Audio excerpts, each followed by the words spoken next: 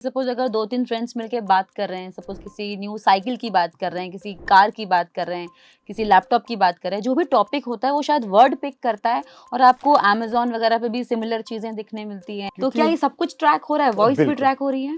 क्योंकि हमने जब ये ऐप्स इंस्टॉल किए तो हमने माइक्रोफोन की परमिशन दे रखी है और वो माइक्रोफोन से वो कीवर्ड्स एक्सेस कर रहा है, सुन रहा है, लिसनिंग है। देखिए आप आजकल के स्मार्टफोन्स में गूगल होता है, सिरी होता है, एलेक्सा होता है, तो उसमें कोई ऑन ऑफ का बटन थोड़ी है।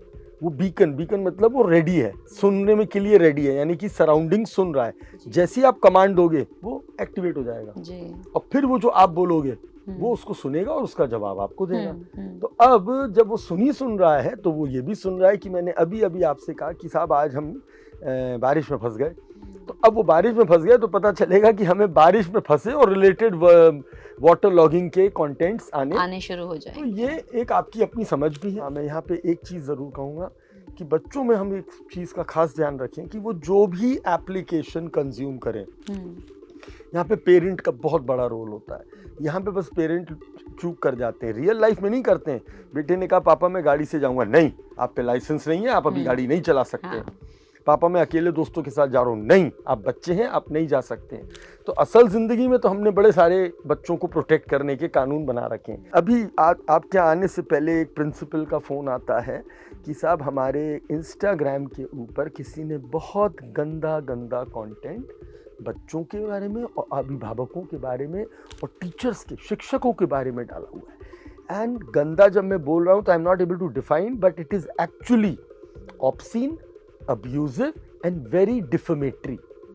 और ये तीनों अगर आप आईटी एक्ट में पढ़ें तो कहीं ना कहीं आपको दिख जाएगा कि इस पे कानूनन सज़ा है। स्कूल हमेशा चाहता है बच्चों को प्रोटेक्ट करना, रक्षा करना। हमें भूलना नहीं चाहिए दिल्ली के अंदर कुछ साल पहले एक घटना घटी। 22 बच्चों को दिल्ली साइबर सेल ने एप्रीहेंड किया। उनको 15-15, 16-16 साल के थे, जिन्होंने ग्रुप बना के गंदी भाषा में बात करी और गंदी तस्वीरों का आदान प्रदान किया।